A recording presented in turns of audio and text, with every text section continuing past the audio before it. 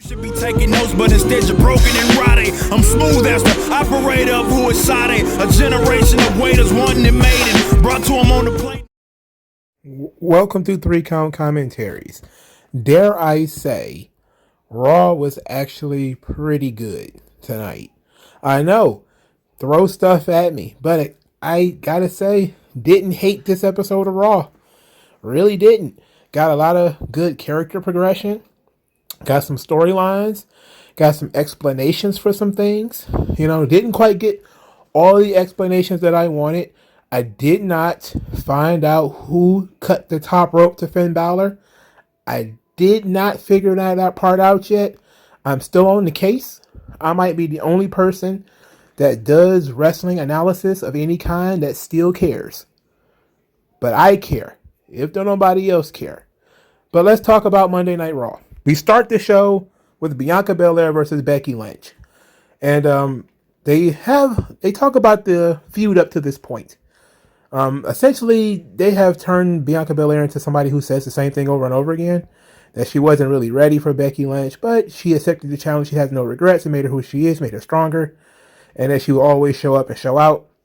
While Becky Lynch says, oh, she only made it to the top because I wasn't around to stop her. The day after I was giving birth, I was doing push-ups. And that, there's been a lack of appreciation for me since I came back. And about to go back out there and show people who the man it really is. So they went out there and they had a pretty good match. It wasn't one of Bianca's best matches. It wasn't one of Becky's best matches. But it was a pretty good match between the two of them. The finish protected Bianca a little bit, with the turnbuckle being removed as Becky Lynch was trying to get out of the KOD. Then she pulled Bianca into the turnbuckle. And then was a roll-up with a pull of the tights. So you got the turnbuckle and the tights being pulled in the roll-up. So Becky Lynch escapes this portion of the feud once again. This time actually pinning Bianca Belair. The match was perfectly fine. I like the armbar spot. Usually the armbar that Becky Lynch did. It looks like the armbar that Pentagon used to use when he used to do his arm breaking in Lucha Underground. I think it's the same armbar. I don't know what it's called, though. I've never been good with moves. That's all them years of listening to Vince McMahon on commentary with the, what a maneuver! You never learn the moves. Moves don't matter. What a maneuver. What a maneuver it was. So this story has been building since August. And I saw somebody say, well, Bianca's fucked. What can she possibly be doing now? And everybody was told to let it all play out. And here it is, almost 3 months later, and Bianca still hasn't gotten the title back from Becky Lynch. And from what it seems like, Becky Lynch is moving on. So what was the point of all this?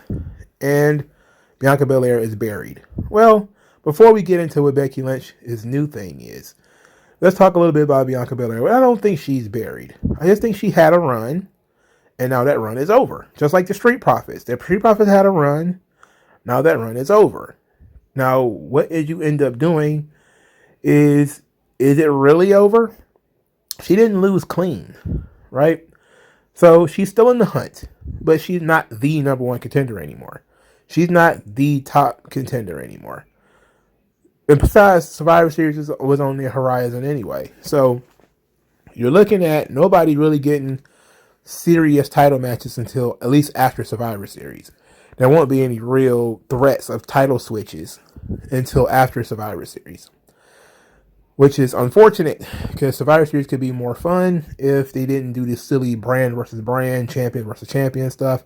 It's crazy how WWE takes something as simple as champion versus champion and turns it into something you don't want to see, because it's usually featuring people that you've already watched wrestle each other 100 times. But I have zero interest in the women's champion versus each other. I just don't care. I think if anything, if you want to make it interesting, have the Raw and SmackDown women's champions against the tag team champions, just so it'll be interesting. You get all the women in one match, and we can all throw it away. But of course, they're not going to do that. My thing here is there has to be other heels on the roster for Bianca to feud with. She's at the point right now where not saying she doesn't need the title, but the title elevates what she already is. Now she's at the point where she can feud with other people and she can carry a feud without the title. And that has always been one of the things, I believe I started saying this 2 or 3 weeks ago, that it becomes very necessary that you have to have a career without the title, because you have to be able to do something without being a champion. You know, that breeds a lot of longevity, especially in the business, because being a champion is a big responsibility, but it's also, and it's a lot of money, of course, but it's also a bit of a hassle too, because people do get tired of seeing the same people over and over and over again. But Bianca, if she's moved out of the title picture, if that's what's going to take place, it actually could be for the best, as she's been in the title picture since March. So, well, since January, you know, because she was wrestling for the tag team titles in January and February. Then March, she was wrestling for the women's title. Then she was the women's champion for a while. Now she's been chasing Becky Lynch and Charlotte for the last couple of weeks. So maybe it's time to not cool her off, but just move her to the side and have her feud with somebody else. Who could that be? And that could maintain her and not bring her down? That's the question. Because outside of Becky Lynch, there really is no hot heels on the roster that can be a physical challenge to Bianca Belair. So I have no idea of what's next. What could be next is a good personal feud. Maybe somebody who feels like Bianca Belair was pushed to the moon. Maybe treat her like John Cena. You know, like she was somebody that, you know, she's the golden girl and all this kind of stuff. And, you know, somebody who wants to take the piss out of her and prove themselves at her expense. I'm sure there's a number of heels on the roster who are probably underutilized, who could have been doing something very interesting with her. And I'm going to leave it at that because that's literally the best I can do when it comes to coming up with something for Bianca Belair to do, since they're apparently not going to put the belt back on her, which is perfectly fine. But you know, because there's always the Rumble, there's always WrestleMania next year, and she's definitely going to get the title back. You know, that goes without saying. But I think that it's just going to be longer, as they're probably going to build up Becky's losing the title for quite a while. So speaking of Becky, she cut a promo later. She was dressed like Elton John. You know, Halloween is over. You know, we don't need to play dress up anymore. But she claimed that she only used what was available, and that half the audience is fickle because they booed her. Same people who were cheering her on her rise to the top are booing her now. But she says that Bianca Belair has gotten her shot. She lost to the back of the line with her, and now it's time for somebody new to step up. It's time for somebody new to get a chance. And this led us to Liv Morgan making an appearance. And Becky Lynch sized up Liv Morgan, looking her up and down, and just walked away. Which is the appropriate thing to do, considering Liv Morgan is not on that level. And probably, I don't think, has won a match in quite a while. Well, she maybe won matches on Main Event or something like that. But if it didn't happen on Raw, it didn't happen. All right, I'm not about to start saying, well, she's building up her wins on Main Event. No, it didn't happen on Raw. I don't care. So Liv Morgan, because WWE is story driven and not wins and losses driven, you can do something to put Liv Morgan in the title hunt almost immediately. And that is have her win a fatal 4-way, a gauntlet, a battle royal or something, whatever. And push her to the top of the card. Now, Liv Morgan versus Becky Lynch is interesting. I think it's actually fresh. I don't remember ever seeing them wrestle before. So the freshness of it is what interests me. But I really don't see Liv Morgan winning the title. So when I saw, Liv Morgan appear, I just got vibes of, John Cena being the United States champion. And that's kind of how it's going to be until a real contender shows up against Becky Lynch. So it's just going to be Becky Lynch is going to have open challenges and all the random baby faces that are on Raw who really aren't doing much of anything. Maybe after Liv is going to be Nikki. Then maybe after Nikki, maybe we'll finally get Rhea and Becky going into the Rumble. Now that'd be fun, because that'd be a legit, maybe Asuka will be returning soon. Maybe Bayley will be coming back. So there's a lot of options. But first, she's got to mentor young Liv Morgan. She got to take her to finishing school. And look, I'm one of those people that, Liv Morgan isn't the best. And she doesn't really have much of a personality. She's just cute. But I'm willing to give her a chance. And I'm always willing to hear the young people out. I'm willing to hear you out, before I completely write you off, which I saw some people trying to do with Austin Theory earlier, but we'll get that in a minute. I think she's still young enough that we're kind of like, now she's been around a while. Don't get me wrong. She's been around quite a bit. And she still hasn't done anything. But I think that they're still searching for a role for her. Especially after they seemingly gave her Alexa Bliss's her role, which is something she pitched for herself, which is sort of to be this Wiccan style character, and it ended up with Alexa Bliss. I know a lot of people think, oh, she stole Bray Wyatt's gimmick. It's like, you probably should watch the Liv Morgan documentary when she talked about pitching this whole character, this whole darker witch vibe, which she actually does on Twitter and stuff. She was actually pitching that idea.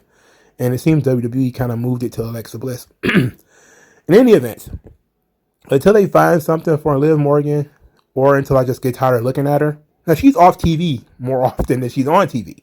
So it's easier to say, she hasn't really gotten a chance. But she's been around for a while.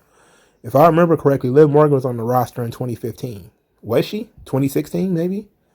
Certainly 2017, when... because the Riot Squad were already jobbers in 2018 when Ronda showed up. So maybe 2017, 2016, they were already around. Then, of course, there was that time when she got taken off TV to revamp her character. And then people shit on the character revamp because, she was going to be in an angle with Lana. And people were like, no, she's not really gay. They're doing a gay angle and she's not really gay. As if they really know. In any event, this whole thing has been a sham. It's a scheme. And Becky Lynch is going to steamroll Liv Morgan. But she's probably going to make her look credible, and at least in the ring. On the mic, she's going to steamroll her, especially she's going to talk about all the stuff that Liv Morgan has failed up to this point. It's going to probably be really bad, and a deconstruction of Liv Morgan's character, which might be needed. It might be needed. If Becky Lynch is going to be the catalyst for Liv Morgan to change, then okay, cool. If not, then this is all a waste of time, but we'll have to see when we get there. All right, so we spent almost 12 minutes on the Women's Championship in the main event. Oh, Lord. Let's move on to Rey Mysterio and Austin Theory. So Rey Mysterio talked about Austin Theory being talented but disrespectful. Austin remains that Rey is one of his heroes, but he's upset that he didn't get that selfie, but he will be getting that selfie tonight after he beats him. Rey Mysterio loses to Austin Theory by disqualification because Dominic kept interfering. Dominic swings Rey's legs during a spot outside the ring and leading to Austin Theory getting DDT'd on the mat, which to me should have been a disqualification. I thought that should have been a disqualification because Dominic put his hands on one of the people in the ring. I'm guessing because it wasn't an attack, it's not a disqualification, but come on.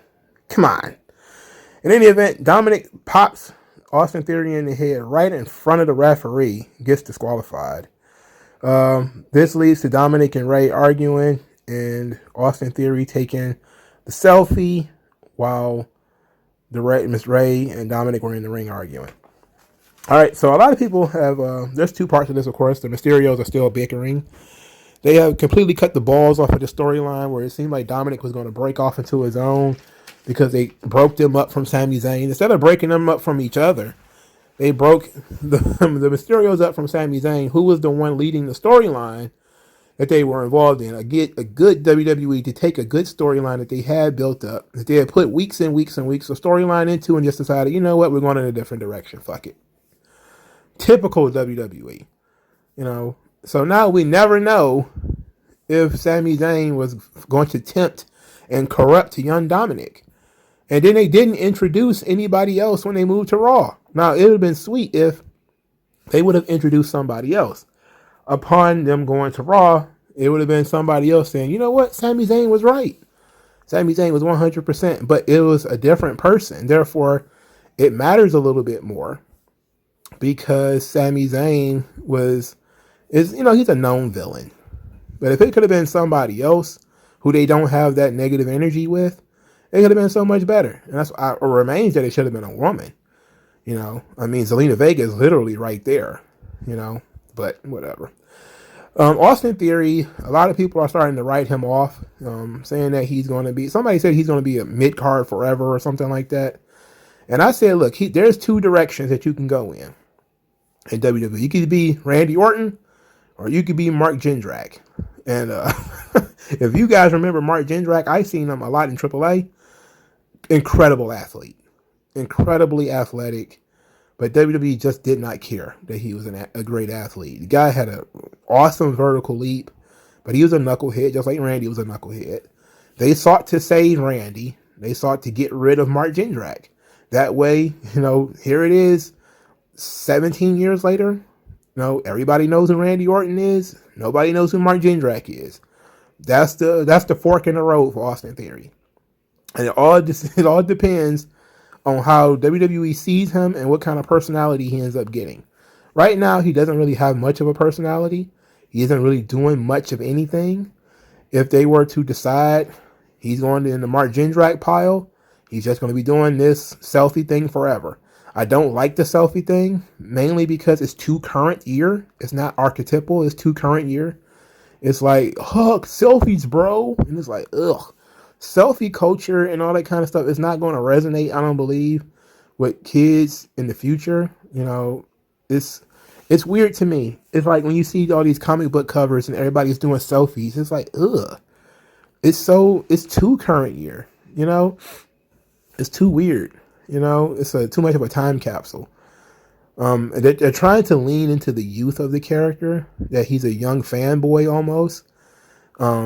And this is similar to what he was doing in Evolve, in so much that he wants to use other people to make a name for himself, similar to our Randy Orton.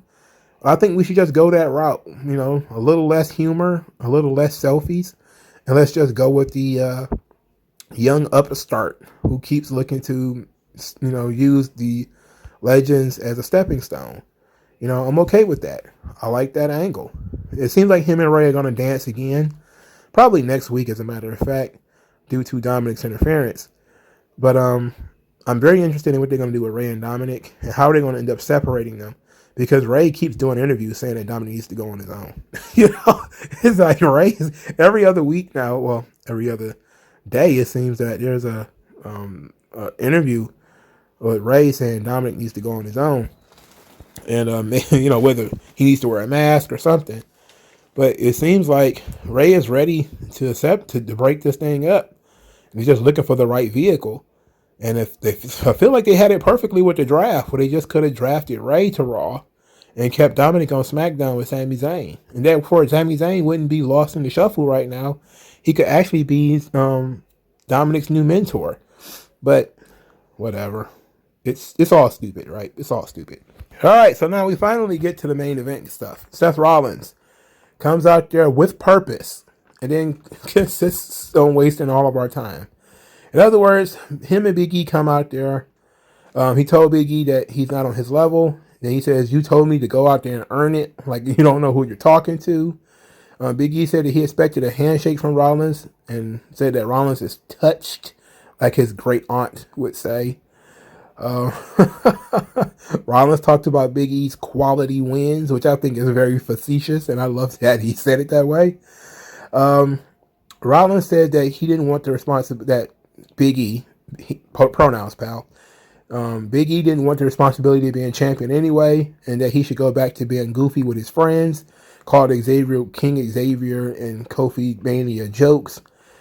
E said that he's not going to let him disrespect one of the greatest moments in WWE history, aka Kofi Mania, and challenged him for a match tonight, which Rollins complained that he is not 100% from the ladder match.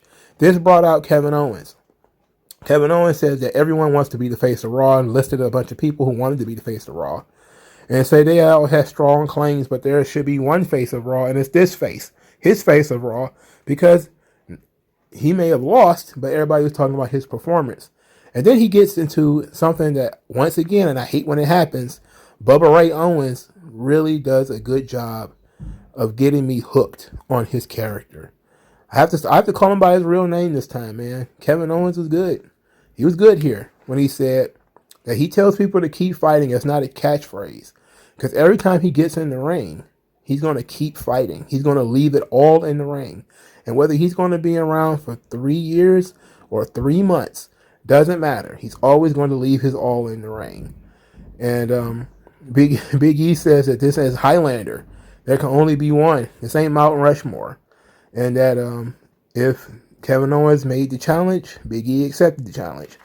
Now, of course, all the dirt sheets are foaming at the mouth, in joy that Kevin Owens says that whether it's, 3 years or 3 more months, as if January is 3 months away. It's not, it's 2 months away. In any event. And of course, Big E then uses a Mount Rushmore reference.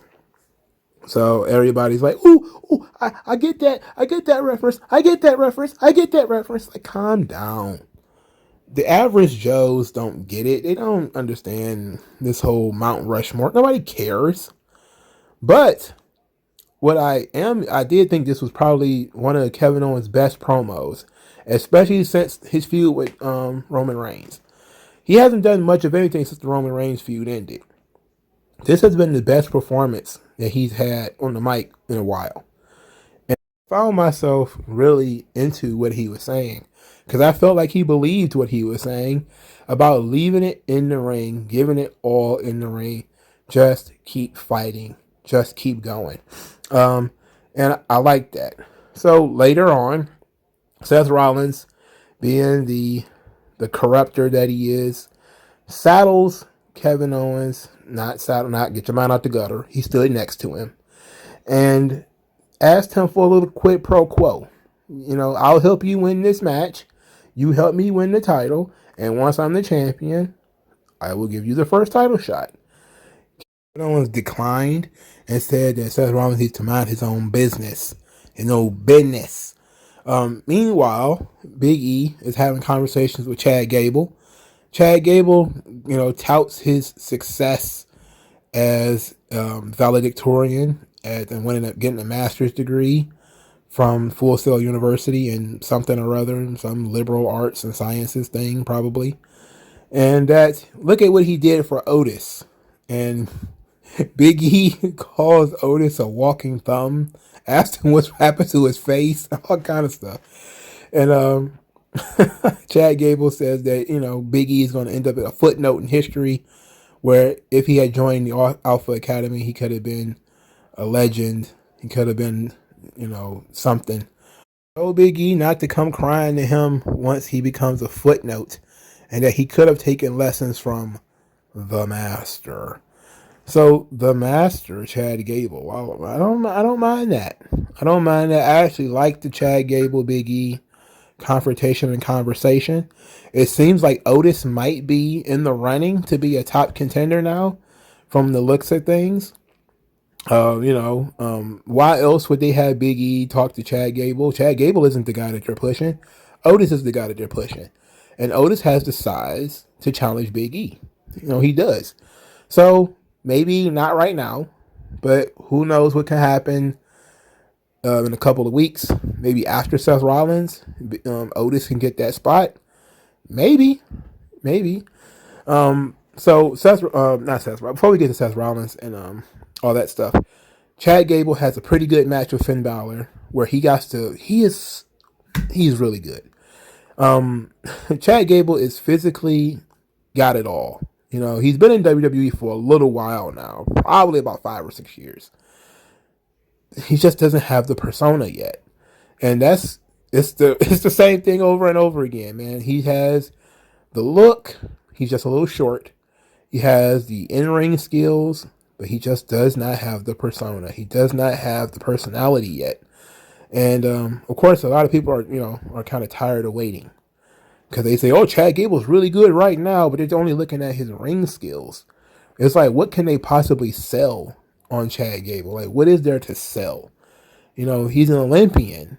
Yeah, but he's not a gold medalist. You know, like he's the thing with Kurt Angle was an Olympic gold medalist. You know, Gable Steveson, he's an Olympic gold medalist. That's not Chad Gable. You know, Chad Gable was not an Olympic gold medalist. He wasn't a trained MMA fighter. He is a shooter, but it's like, how do we, get that over without him just becoming Dan fucking Severn? You know, it's like anybody could be Dan fucking Severn, put on a sweaty shirt, grow a gnarly mustache, and you can be saying Dan Severn too. You know, but that's not Chad Gable. You know, if he grew a mustache though, that would rule. You know, like Cody grew that mustache one time. And if Cody wants to get over with the AEW fans, he should grow his mustache back. That's how he should get over. He should grow like a goatee or something. That would be great. And just so they can make fun of him. He'd be a babyface again. In any event, Chad Gable has a pretty good match with Finn Balor where he gets to show off all his physical tools. Finn Balor was really, slated down here. It was all about Chad Gable. Finn Balor wins by countering a superplex and grabbing Chad Gable's legs. Not really a fan of them burying the superplex, but it's modern wrestling, man. What more can you do? Really, what more can you do? It's modern wrestling, nothing matters. Let's move on to the main event. Big E versus Kevin Owens. They have a pretty good match. Not the best match they possibly have, but they still have a good one.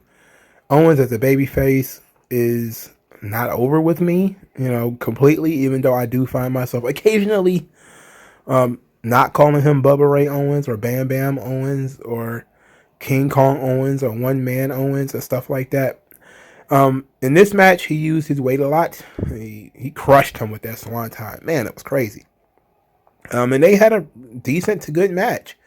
I really enjoyed it. And the finish comes with Seth Rollins taking a cheap shot. Big E is laid out. Kevin Owens kind of considers taking the pin. He decides to do it. 1, 2, he gets rolled up into a crucifix. 1, 2, 3, and he loses. And a very poetic finish there. Kevin Owens then immediately tells Seth Rollins, that he's an asshole and a jerk for interfering in this match, and that he had no business interfering in the match. And he apologized effusively to Big E, continuously apologizing, saying, "Hey, I was half knocked out. I didn't know what was going on. I'm just so confused. It was no big deal." And then Big E gives a big ending to Kevin Owens. And I instantly was like, whoa, that wasn't nice. That wasn't nice. And I was like, I'm very sensitive and to baby faces doing things that are not babyface like. So I did it, and then I remembered what was going on here. That I was trying to pay attention to what Big E was saying. And basically he was saying that, you can't trust Seth Rollins. Can't really trust Kevin Owens either. And then you have to listen to the tone of Kevin Owens' voice. He's like, I'm sorry, I apologize. He was being a little too effusive with the apologies. But it's also a basic core tenet of Kevin Owens that he cannot be trusted. Again, Kevin Owens, for a long time now, for over a year, has been on this redemption tour. Like his entire feud with Roman Reigns was about redemption. All the people he stabbed in the back, nobody helped him. All the times he was getting beat up and thrown off shit. And he eventually lost all of the friends that he ever had in the business, except for the ones that are in AEW now. And he's been a man going it alone. And he's a fighter. He's a warrior. He's going to keep going, keep moving forward. He doesn't have any choice. And in this situation, you have to ask, is he really ambitious enough, cutthroat enough to align himself with Seth Rollins against Big E? And the answer to that question is yes. If you look at the history of the Kevin Owens character, he would saddle up with Seth Rollins in a minute and decimate Big E if that's what he thought would help him. But then you also have the history between the two characters. That time, Kevin Owens completely and totally betrayed the New Day. And other situations of similar stripe. Kevin Owens is duplicitous. He's a backstabber. Kevin Owens simply could not be trusted, and therefore the big ending was justified. If only because Kevin Owens' personal character is not fully redeemed. Because he had not got that redemption, it was completely justified. Second point, not only was the character not fully redeemed, it actually came across as being a phony apology. So he had reason to be suspicious of Kevin Owens from the beginning. But, just knowing the guy, and his behavior in the company makes one suspicious. But then the nature of the apology was very suspicious as well. His excuses, I was half knocked out. I'm still half knocked out right now. Him yelling at Seth Rollins saying, I'll fight you in a match next week. How he looked like he was going to attack Big E. And I bit on that, really. I was biting. I was like, okay, when is the stunner coming? Because it's coming. Big E keeps looking at Seth, and I'm like, all right, he's going to look at Seth one time. He's going to turn around, and Kevin Owens is going to hit him with the microphone or something. And we're going to be off to the races here. And it never came. So they've been telling this story for the last couple of weeks about Kevin Owens kind of wanting to give up on redemption. It's getting to the point where he's kind of over it. He's been trying to be a good man. He's been trying to be a good guy, but nobody's giving him any help. He's not being trusted. Nobody's looking after him. He ends up fighting these uphill battles by himself. And he's getting kind of tired of it. He's getting kind of tired of the suspicion and everybody not liking him. And it seems like we're going into the home stretch here of the heel turn coming back. And I'm okay with it. I think they should have done it. Personally, they should have just gone ahead and turned Kevin Owens right here. Now, if they're going to wait to turn Kevin Owens, let's say they're going to wait until maybe he helps Seth Rollins to win the title, then it will be worth it. It will be really worth it then. So maybe if you kind of hold off on it now in order to give it later and have Seth Rollins corrupt Kevin Owens, it's a little weird considering he wasn't able to corrupt Kevin Owens in 2020 and 2019. That was his chief enemy, actually, was Kevin Owens. So I think the ultimate heel turn would be Kevin Owens saying that Seth Rollins was right. And that, if there needs to be a new face of Raw, it needs to be him or Seth Rollins. It can't be Big E. And if that's what the storyline is going to be, that somebody has to be the face of Raw. And I liked this storyline, by the way, because after the draft, everything's up in the air. You have to establish a star for the show. The champion is the natural star of the show. But then you also have the women's champion, which some people say the women's champion can't be the face of the show. But I think they're wrong. Especially when you look at all the time the women are getting. They're getting a lot of time now. They're becoming almost the stars of the show. But when we look at it from that perspective, who wants to be the face of Raw, is it basically about who wants to be the guy, who wants to be the man, and the champion is in the man's seat. And now everybody's coming after him. It's like that scene from the movie The One, which is one of my favorite movies. It took me forever to actually sit down and watch it. Jet Li, where he was fighting all these different versions of himself. But at the end, spoilers, and he's in that almost prison-like place, and he's standing at the top of a mound of corpses, and he's got to fight everybody that climbs that mountain. That's how the champion should be all the time. Not so much like Afro Samurai, where, you have to fight number 2 before you can fight number 1. Where if you're the one, you're at the top of the hill, you're fighting all the time, constantly. Everybody's an enemy. Everybody who climbs the tower, everybody who climbs the mountain of corpses is an enemy, and they're coming after you. They bring you down. That's what it should be. That's how it should be. And if that's how they're going to do this with Big E, where everybody's going to attempt to be the face of Raw by bringing him down, I'm 100% okay with that. I like that. I love that. and actually add some names to his resume. And if Kevin Owens is leaving anyway, it doesn't matter. You know, it'll all just work out in the end. He'll do a couple of really good jobs for Big E on the way out. But ultimately, him losing this match, considering I think this is going to be one of the catalysts for his heel turn, I don't see it as being a big deal. Kevin Owens hasn't been a big deal in WWE in quite a while anyway. So, especially since he lost the Universal title, he's kind of had the nuts cut off. You know, but as a babyface, he's starting to gain some momentum, and now everybody's starting to see that the character is beginning to change, and we're all just waiting for the heel turn at this point. All right, let's move on. Queen Zelina and Carmella are still friends somehow, some way. They're still friends. They walk past Nikki and Rhea backstage. They make fun of Nikki's mask that she made herself, especially in comparison to the handcrafted, diamond-studded, carbon fiber monstrosity that Carmella's mask is.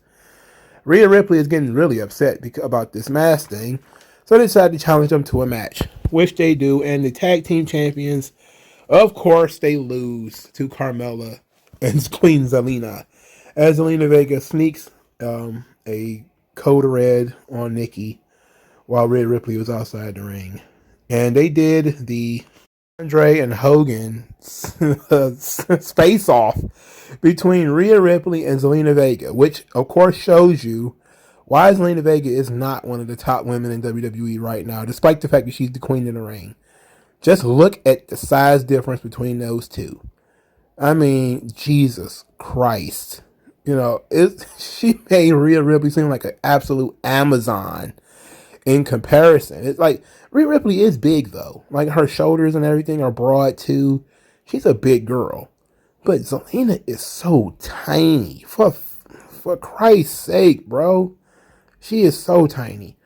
But the only thing I can say is Rhea Ripley deserves better. We need to get her out of this tag team, and maybe that's the catalyst for it. Rhea Ripley is likely going to end up being one of the two. I think if you move Bianca Belair out of the way, only two other people should get that spot. One is Asuka, the other is Rhea Ripley. So if Asuka's going to come there, if she's going to come back, good. You know, she'll get the spot. If not, we got to give it to Rhea, which means we got to get this tag team thing over with. And if moving the belts to Carmella and Zelina is going to be the right move, I say go for it. I say do it. Tegan Nox is still on this roster too, right? Just do something with Tegan and Nikki, I guess. I thought Toni Storm was on this roster. I think Toni Storm stayed on SmackDown. And Tegan Nox is the one who was moved to Raw. Because I know Tegan and Shotzi were broken up. So I think Tegan Nox was the one moved to Raw. All right, then, do something with her. Put her in a tag team where she can be devoid of personality and yet get over off of somebody who might have some personality. Ultimately, Rhea Ripley, I think they want her to be a solo star.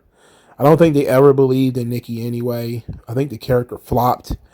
It's still a new character, pretty much. Like, we still see her in her larval form. As far as Nikki Ash, she's not really off the ground yet. But then again, at the same time, they've gone off the rails with the character.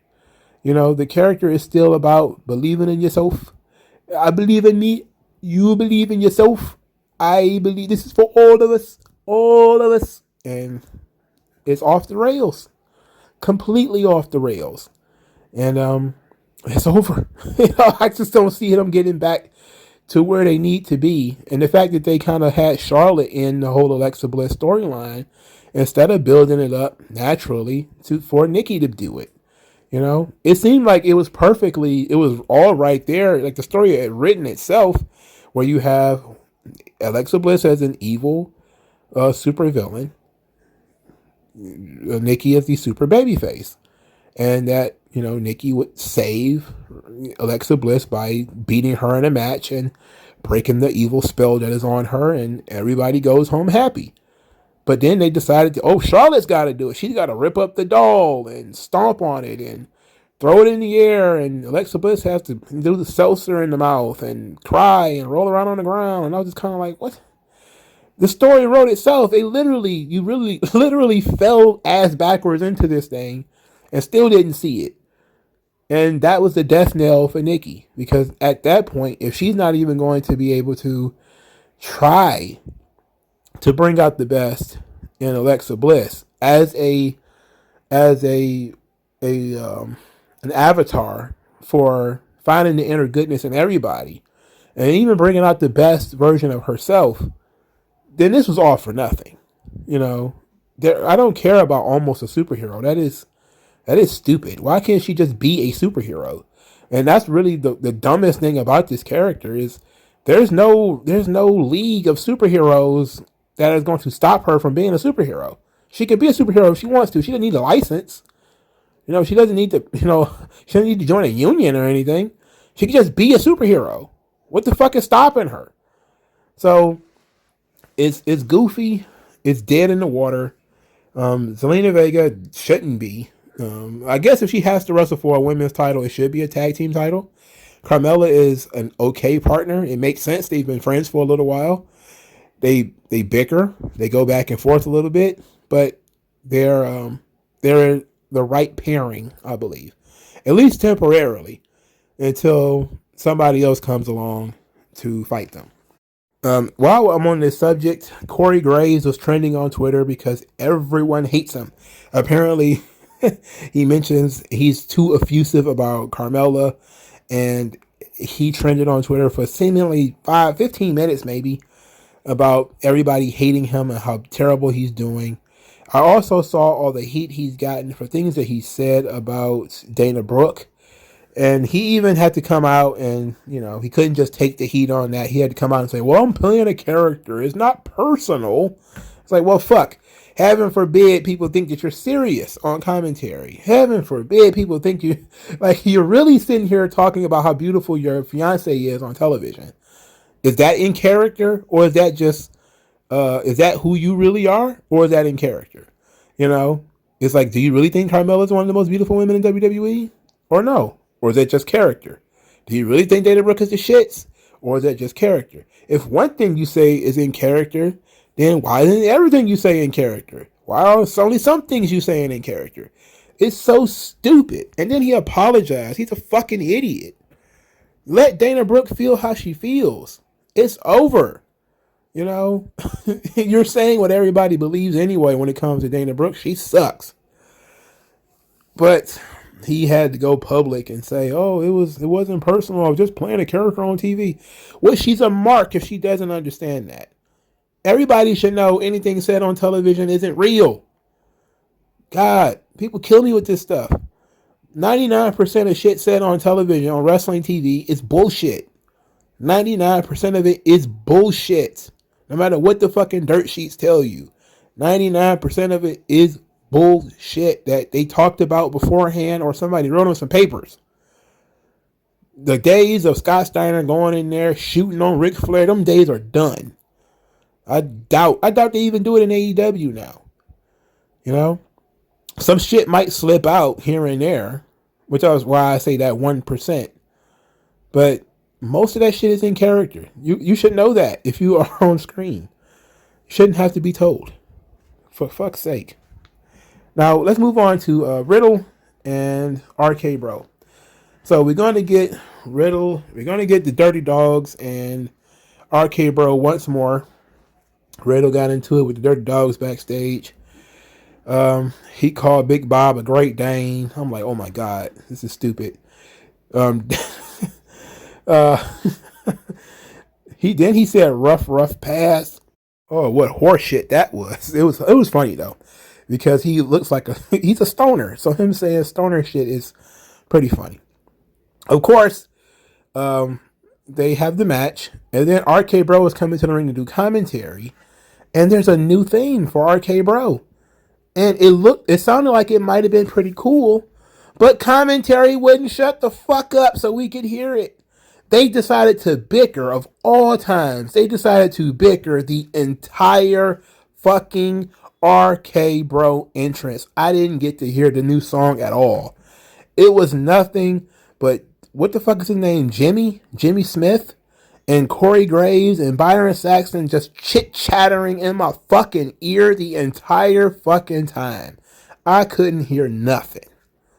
I couldn't hear shit.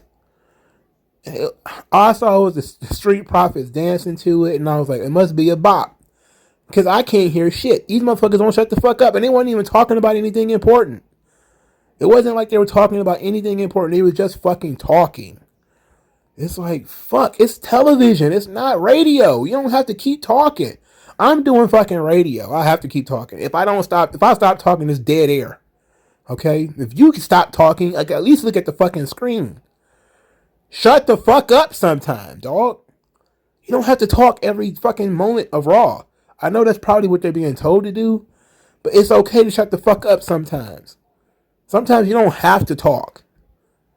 Let things speak for themselves. In any event, I didn't care about this match because I felt like I just saw it, even though I am a big fan of the Street Profits. Randy Orton put over Chad Gable on commentary, which I thought was pretty cool. Actually, Randy was putting a lot of people over on commentary. I think he put the Street Profits over too. Amos came to the ring, caused chaos, distracted Montez Ford. We didn't get to see what the finish was because the camera missed it. Amos was outside doing Amos things. Then they teased Amos fighting Randy Orton. And before that happened, there was a cutaway. The camera cut away, and then we were never told what happened between Amos and Randy Orton. And we never got shown what happened between Amos and Randy Orton. They just said, fuck it, we're moving on. Like, what? What horse shit is this? What horrible horse shit is this? In any event, John Morrison is still looking for Nirvana. Who cares? 24/7 champion Reggie, he's been a 24/7 champion for 100 days. This is the longest reign of all time. This led to Truth and Tozawa telling Maverick the plan ain't working. I can't believe they're still doing this. Damian Priest, he's there. He's talking about that side have always been there. When he gives respect, he expects it returned rather. So then he leads to this no holds barred match. I'm sorry. No disqualification match. This match, no holds barred, no disqualification. What's the difference, really? The match wasn't promoted. It was thrown on at the last minute. Complete AEW job. Hey, we don't know what to do with these guys. How about no disqualification? All right, no disqualification it is. And they go out there and they have a decent no disqualification match.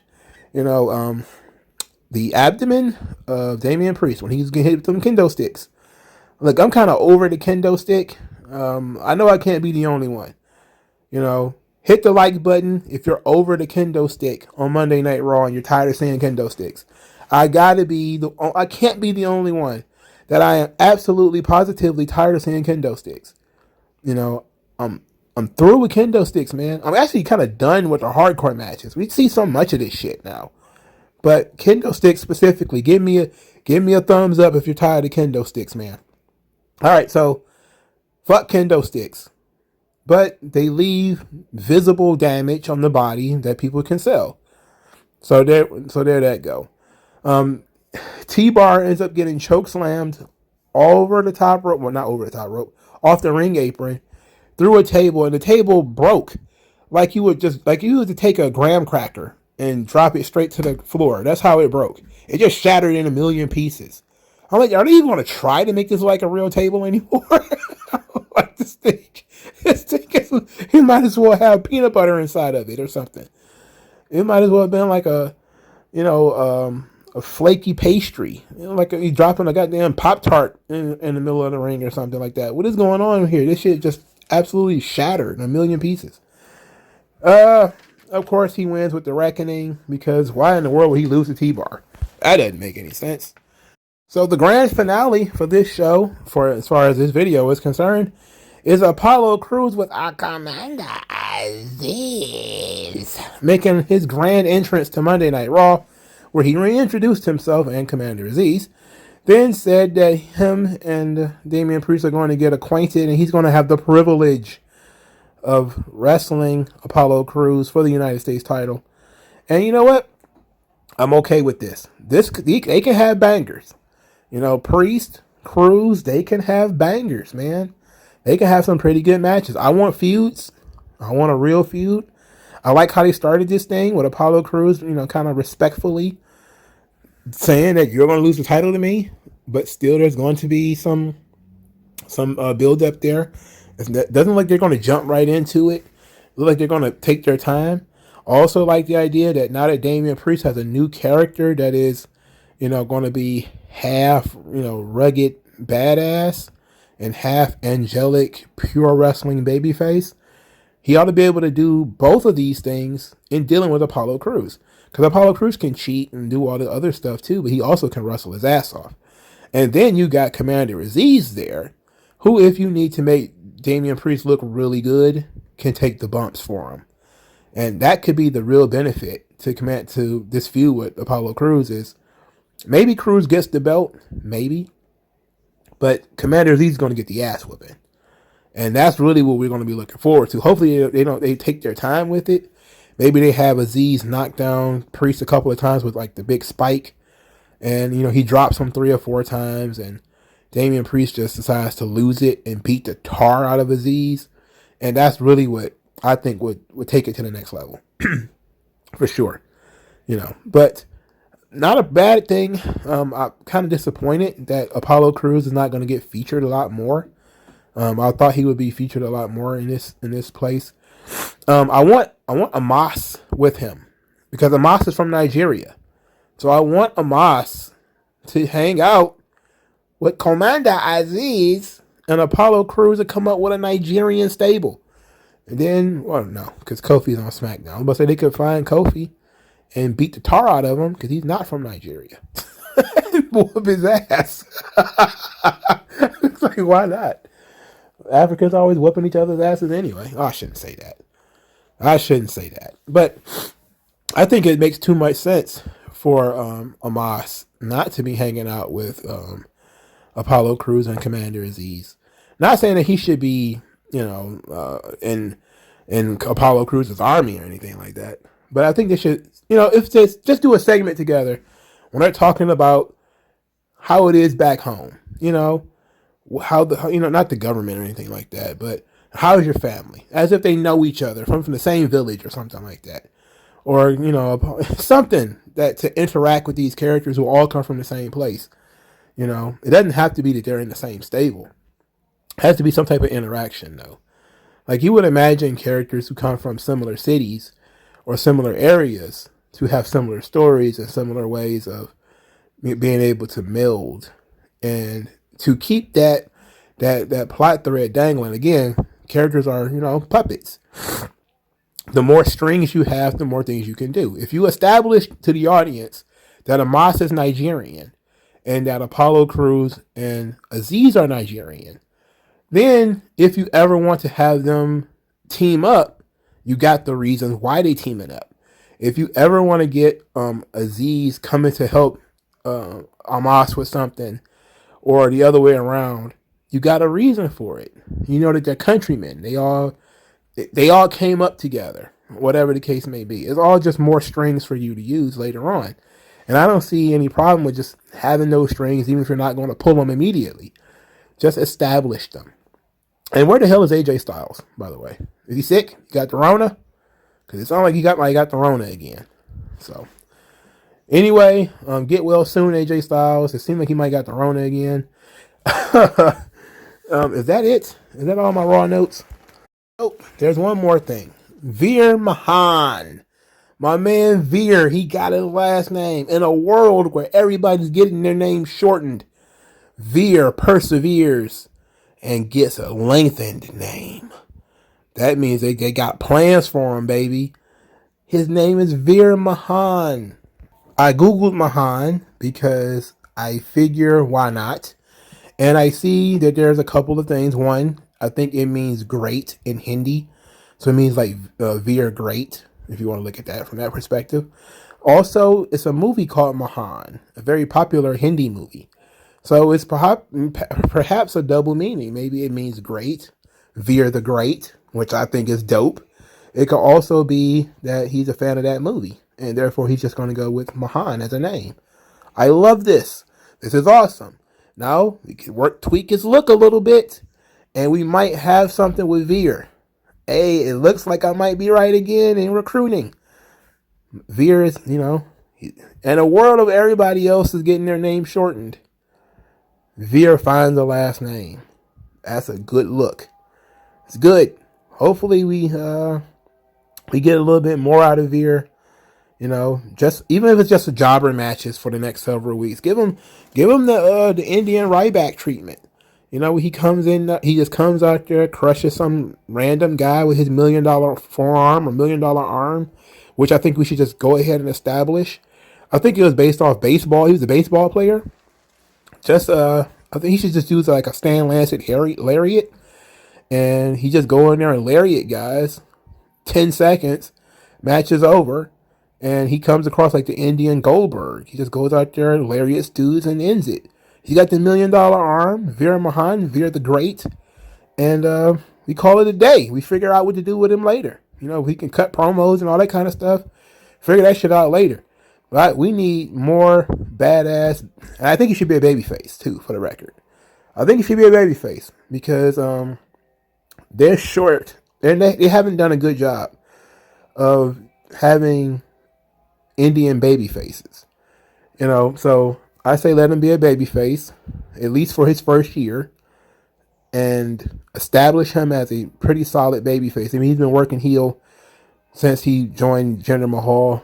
Introduce him as a baby face, introduce parts of his story that make sense to introduce, and then let him just turn him loose, have him go in there kill jobbers.